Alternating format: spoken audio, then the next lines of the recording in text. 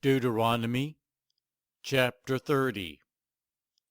When all the blessings and curses I have set before you come on you, and you take them to heart wherever the Lord your God disperses you among the nations, and when you and your children return to the Lord your God, and obey him with all your heart and with all your soul, according to everything I commanded you today, then the Lord your God will restore your fortunes, and have compassion on you, and gather you again from all the nations where he scattered you, even if you have been banished to the most distant land under the heavens.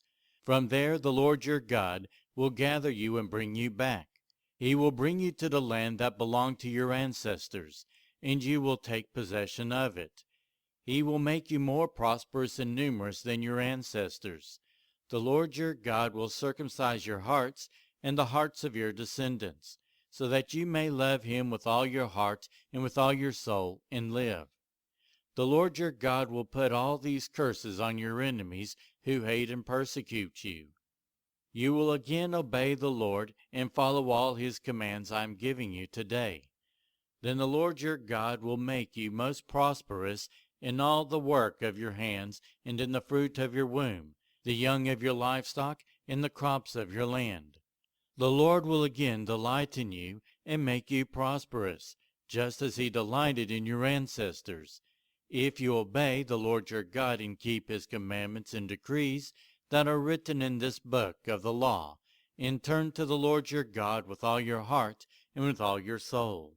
Now what I am commanding you today is not too difficult for you or beyond your reach. It is not up in heaven, so that you have to ask, who will ascend into heaven to get it and proclaim it to us so we may obey it? Nor is it beyond the sea, so that you have to ask, who will cross the sea to get it and proclaim it to us so we may obey it? No, the word is very near you. It is in your mouth and in your heart, so you may obey it. See, I set before you today life and prosperity, death and destruction. For I command you today to love the Lord your God, to walk in obedience to him, and to keep his commandments, decrees, and laws.